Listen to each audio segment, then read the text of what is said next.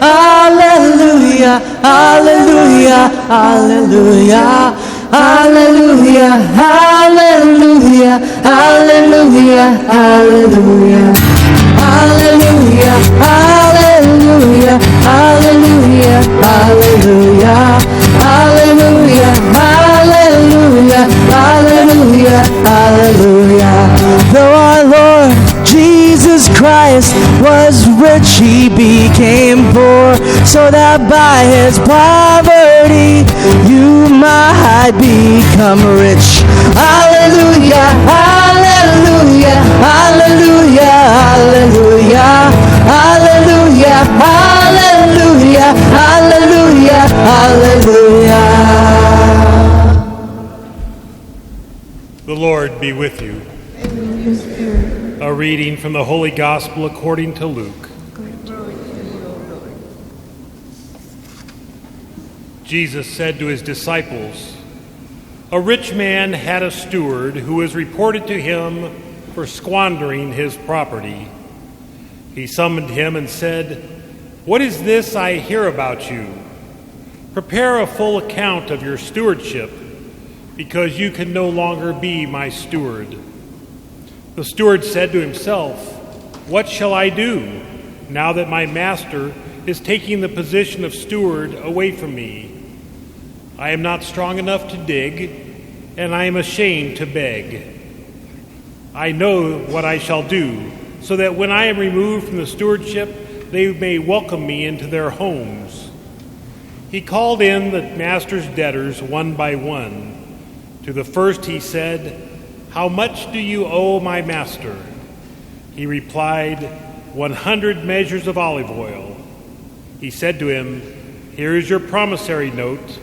Sit down and quickly write one for 50. Then to another the steward said, 'And you, how much do you owe?' He replied, 100 cores of wheat. The steward said to him, 'Here is your promissory note.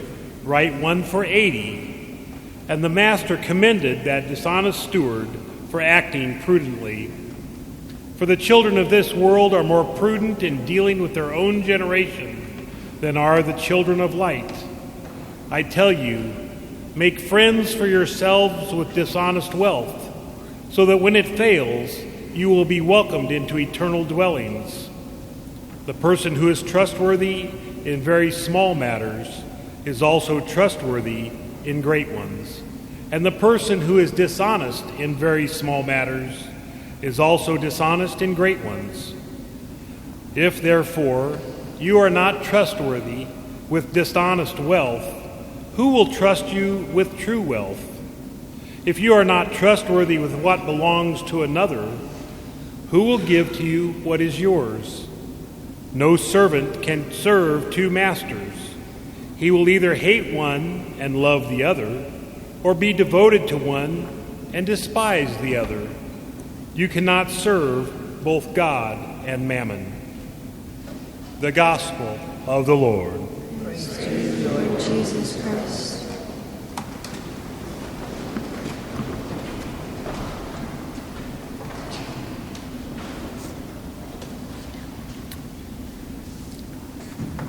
You cannot serve both God and mammon. Who knows what mammon is? Anyone? Mammon.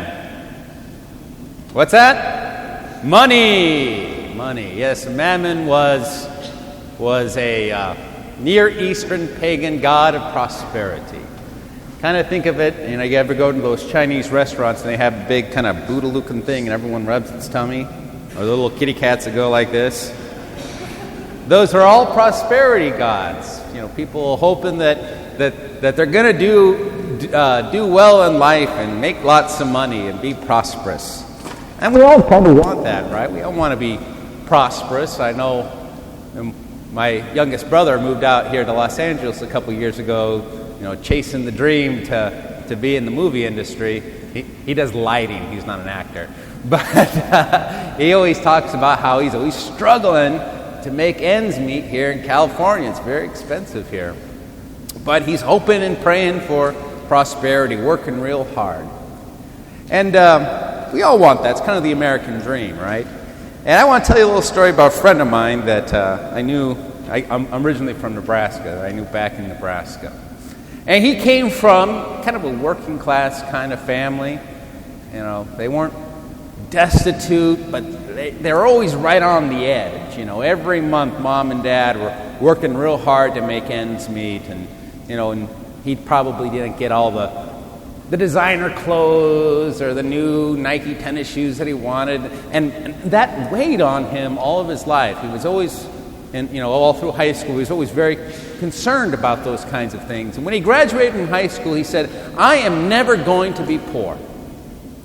I never want my children to have to struggle and worry like my family had to. I want to make sure that I give my kids the good things, you know, the good life, the things that they want.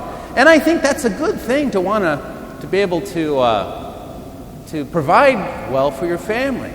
But he had this in his mind that he was going to make money. He was going to make good. He was going to chase that American dream. And he actually came out to California too. But he made it down in Silicon Valley. And he did make good. You know, by the time he was in his late 20s, he already had a great job in one of those big tech companies.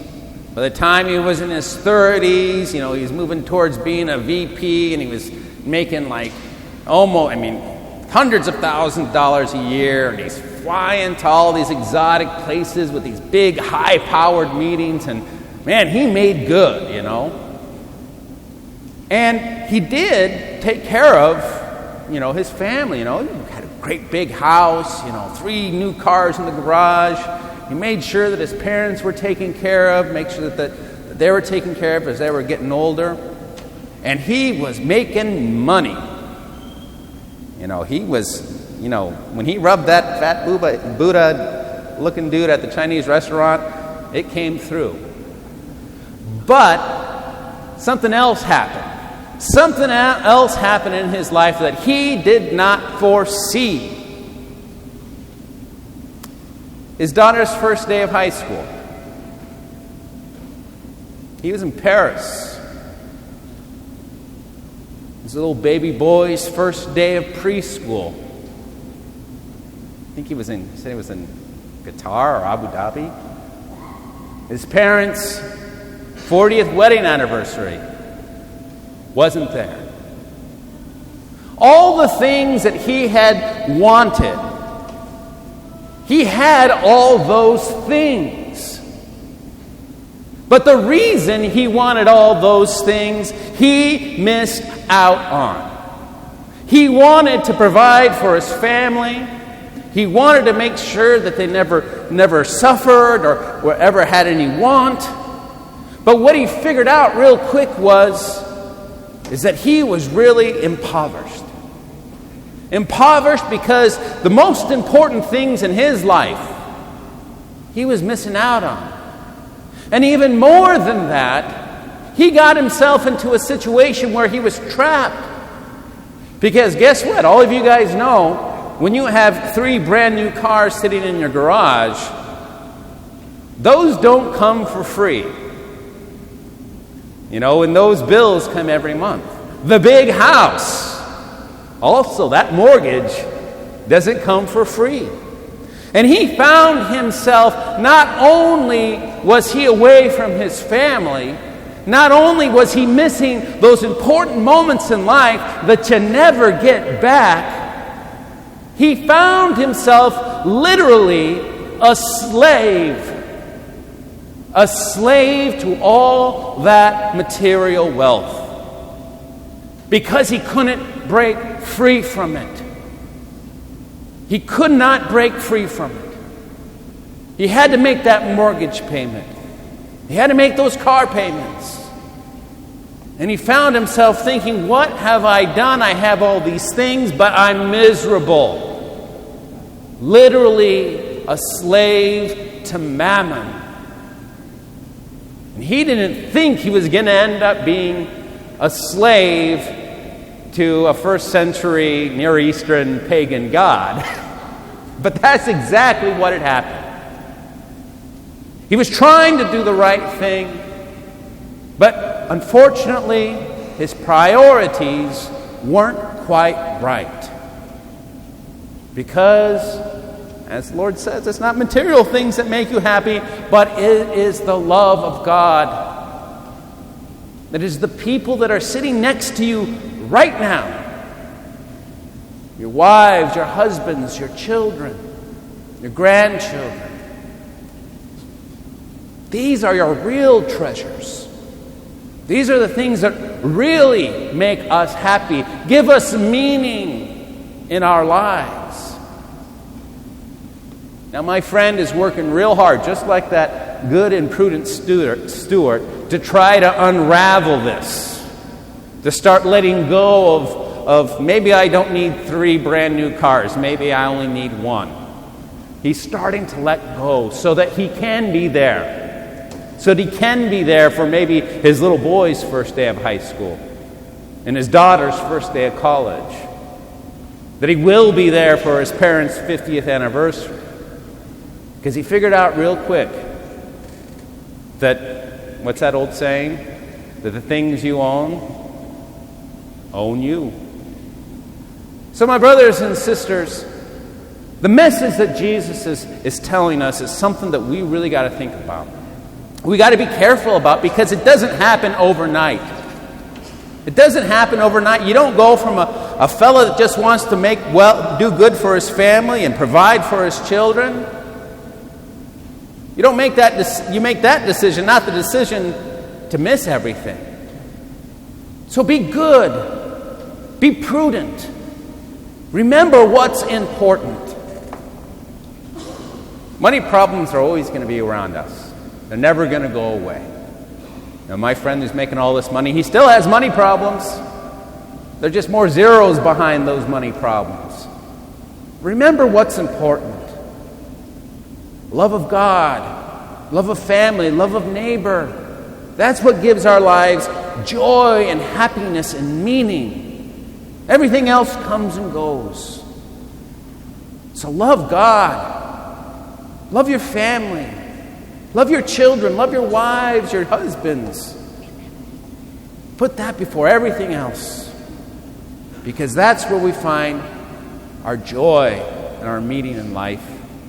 Be good. Be prudent. Love God. And love the people that are truly your treasure here on earth. People that you love. And never let mammon, that insidious mammon, to get in the way of what your true treasure is.